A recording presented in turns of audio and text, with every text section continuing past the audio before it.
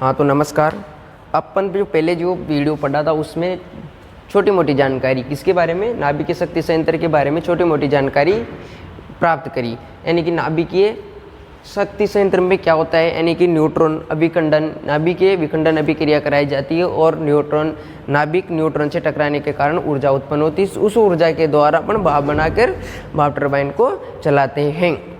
कौन से में, नाभिकीय शक्ति संयंत्र में। अब इस संयंत्र में दो क्रियाएं होती है, नाभिकीय विखंडन और नाभिकीय संलयन। कौन कौन सी, नाभिकीय विखंडन और नाभिकीय संलयन, जो मैंने पिछली वीडियो में भी आपको बताई थी और इसमें भी देखो कि इसके बारे में डिटेल से जानते हैं। अब नाभिकीय विखंडन और नाभिकीय संलयन, नाभिकीय विखंडन और नाभिकीय संलयन। अब इसको मैंने पहले बताया था इंग्लिश में न्यूक्लियर फिशन, न्यूक्लियर फिशन, और इसको न्यूक्लियर फ्यूशन, न्यूक्लियर फ्यूशन इसको बोलते हैं अपन।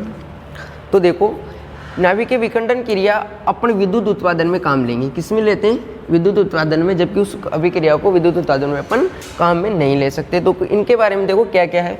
इसमें एक बड़ा नाभिक, देखो इस अभिक्रिया में क्या होता है, एक बड़ा नाभिक न्यूट्रॉनों से टकराने से विखंडित होता है। क्या होता है, विखंडित, यानी दो भागों में बढ़ जाता है। विखंडित होकर दो हल्के नाभिक में बढ़ जाता है तथा इस प्रक्रिया में ऊर्जा निकलती है। क्या करती है, उस प्रक्रिया में, यानी कि नाभिक, इसमें देखो यहाँ पर इस जगह पे दिखाता हूँ मैं आपको। यानी कि यदि अपन को पास ये प्रक्रिया यूरेनियम ब्रह्मांड में यूरेनियम 232 नामक पदार्थ से उत्पन्न होती है। अब ये पदार्थ न्यूट्रॉनों से टकराने के कारण दो भागों में बटेगा। क्या करेगा, दो भागों में, जो बेरियम में और क्रिप्टॉन में बढ़ जाएगा। अब इन बढ़ने से एक न्यूट्रॉन जो 3 न्यूट्रॉन में बटेगा। कितने में, 3 न्यूट्रॉन उत्पन्न करेगा। कितने न्यूट्रॉन उत्पन्न करेगा, 3 न्यूट्रॉन। फिर ये न्यूट्रॉन कितने भागों में बटेंगे, 3 में। एक कितने में, 3 में बटेगा, और वो कितने में, फिर 3 न्यूट्रॉन उत्पन्न करेंगे। इस प्रकार से श्रृंखला जो बनती चली जाएगी, ये श्रृंखला क्या होगी, बनती जाएगी और ऊर्जा उत्पन्न होती जाएगी। यानी कि इसमें ऊर्जाएं इस तरह से दो हल्के, इसमें क्या करते हैं, नाभिक न्यूट्रॉन से टकराने से ऊर्जा उत्पन्न करते हैं। क्या करते हैं, जबकि इसमें देखो, इसमें दो हल्के नाभिक आपस में मिलते हैं। क्या मिलते हैं, हल्के नाभिक आपस में मिलकर या जुड़कर भारी नाभिक का निर्माण करते हैं तथा इस प्रक्रिया में भी क्या होती है, ऊष्मा उत्पन्न होती है। ये उच्च रेडियो एक्टिव किरणों के कारण हानिकारक होती है। अब इसमें उच्च रेडियो एक्टिव किरणें निकलती है, जिसको अल्फा बीटा गामा, ये 3 प्रकार की किरणें होती है जो निकलती है, जो स्वास्थ्य के लिए भी हानिकारक होती है। ये अभिक्रिया, इसमें कोई अभी नहीं निकलती है, यानी कि निकलती है लेकिन इसमें स्वास्थ्य के लिए क्या है, कम हानिकारक है।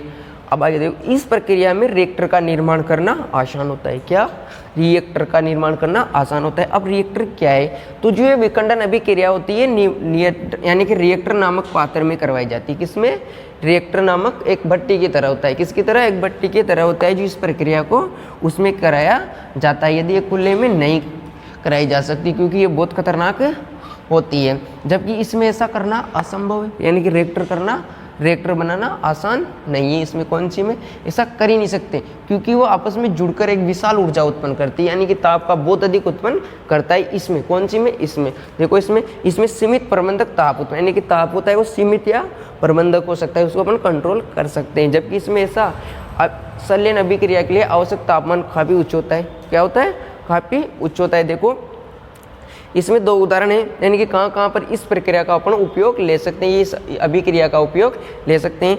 तो नियंत्रण, यानी कि नियंत्रण रूप में विद्युत उत्पादन में, कौन से में, विद्युत के उत्पादन करने में लिए विखंडन अभिक्रिया का अपन नियंत्रण रूप से क्या लेते हैं, काम में ले सकते हैं। अनियंत्रण रूप से परमाणु बम में, आपको पता है परमाणु बम के बारे में, जहाँ पर गिरता है वहाँ की भूमि भी क्या हो जाती है, अनउपजाऊ हो जाती है। अब इसका प्रयोग अपन कहाँ पर लेते हैं, सूर्य के प्रकाश।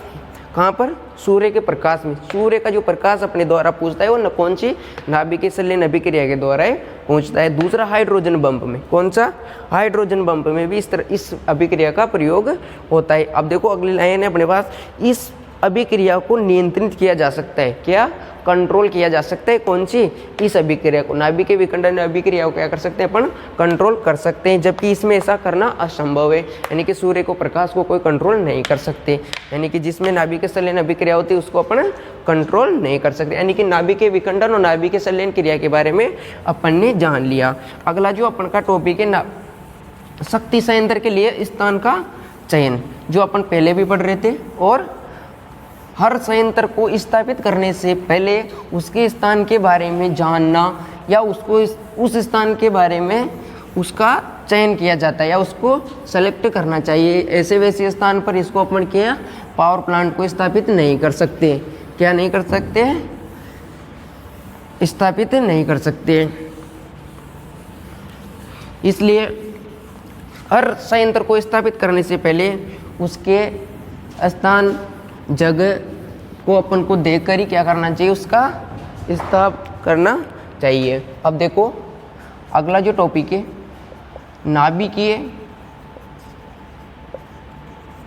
शक्ति संयंत्र के लिए स्थान का चयन। स्थान का चयन तो देखो पहला जो अपना है यानी कि इसके लिए स्थान कैसा होना चाहिए। तो इसकी स्थापना के लिए संयंत्र की स्थापना के लिए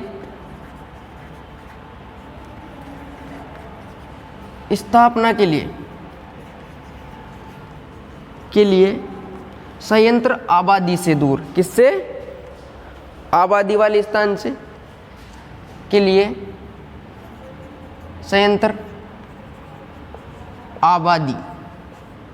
आबादी वाले स्थान से काफी दूर होना चाहिए। क्या होना चाहिए? काफी दूर।